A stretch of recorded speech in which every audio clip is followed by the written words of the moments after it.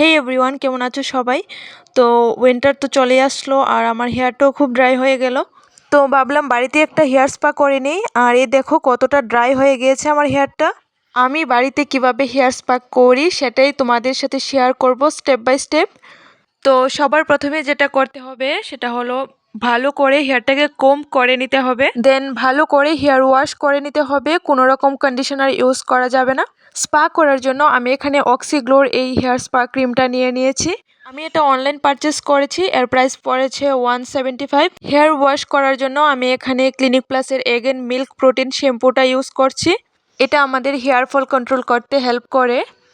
তো দেরি না করে ঝটপট হেয়ার ওয়াশ করে চলে আসছি। চুলে ভালো করে শ্যাম্পু করে নিয়েছি। তো কোনো কন্ডিশনার ইউজ করিনি।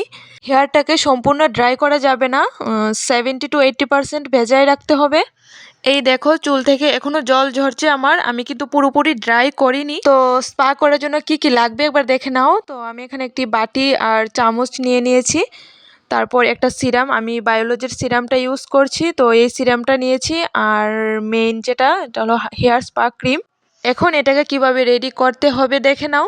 যেহেতু আমার চুলটা অনেকটাই লম্বা, তো আমি এখানে 5 চা চামচ হেয়ার স্পা ক্রিম নিয়ে নিয়েছি। তোমরা তোমাদের লেন্থ অনুযায়ী নিয়ে নেবে। তার সাথে বায়োলজির এই হেয়ার সিরামটাকে মিলিয়ে নেব সামান্য পরিমাণ। এখন স্পা ক্রিম আর হেয়ার সিরামটাকে ভালো করে মিশিয়ে নেব। হেয়ার স্পা আমাদের স্ক্যাল্পের ব্লাড সার্কুলেশন ইমপ্রুভ করতে সাহায্য করে। তো কিভাবে হেয়ারে এটা অ্যাপ্লাই করছি দেখে নাও। আমি এখানে অনেকগুলো হেয়ার ক্লিপস নিয়ে নিয়েছি, এটা পরে দরকার লাগবে। আর এখন সবার প্রথমে হেয়ারটাকে 2 পার্টিশন করে নেব। তো এক সাইডের হেয়ারটাকে একটি ক্লিপের সাহায্যে এভাবে আটকে নিচ্ছি। তারপর ছোট ছোট পার্টিশন করে ভালো করে স্পা ক্রিমটা অ্যাপ্লাই করে নিতে হবে। হেয়ারের লেন্থের দিকে একটু ভালো করে ম্যাসাজ করে লাগিয়ে নিলে কিন্তু ভালো রেজাল্ট পাওয়া যাবে। তো দেখে নাও তোমরা কিভাবে ক্রিমটা অ্যাপ্লাই করছি আমি।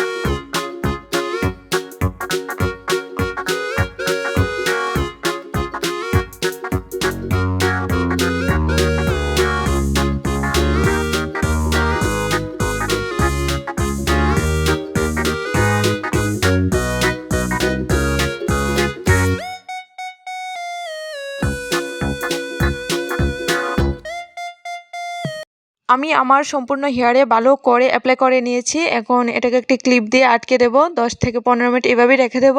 তারপর হেয়ারে স্টিম দিতে হবে। তো তার জন্য আমি এখানে একটি পাত্রে উষ্ণ গরম জল নিয়ে নিয়েছি, তার মধ্যে একটি টাওয়াল চুবিয়ে নিচ্ছি।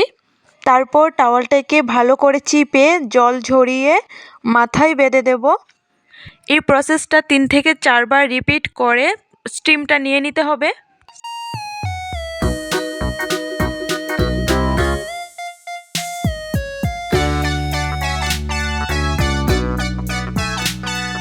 থার্টি মিনিটস স্টিম নেওয়ার পর এখন একটু হাত দিয়ে ম্যাসাজ করে, শ্যাম্পু ইউজ করব না, প্লেন জল দিয়ে হেয়ারটা ওয়াশ করে নেব। নিয়মিত হেয়ার স্পা আমাদের হেয়ারকে হেলদি করে তোলে, তাছাড়া হেয়ারটা স্মুথ, শাইনি অ্যান্ড সিল্কি করে তোলে। আর অবশ্যই হেয়ার স্পাটা কিন্তু মাসে বা 2 মাসে 3 মাসে একবার কন্টিনিউ করে যেতে হবে। একবার দুবারের রেজাল্ট পাওয়া যাবে না। আমি হেয়ারটাকে নর্মাল জল দিয়ে ধুয়ে নিয়েছি, এখন একটু সিরাম লাগিয়ে নিচ্ছি। তারপর চুলটাকে আমি এমনি শুকিয়ে নেব, কোনো ড্রায়ার ইউজ করব না। তো দেখো তোমরা, আমার চুলটা কিন্তু অনেকটা শাইন করছে আর খুবই স্মুথ লাগছে। তো তোমাদের কেমন লাগছে অবশ্যই কমেন্টে জানিও। আর এরকম আরও নতুন নতুন ভিডিও পেতে হলে আমার চ্যানেলটাকে অবশ্যই সাবস্ক্রাইব করে রেখো।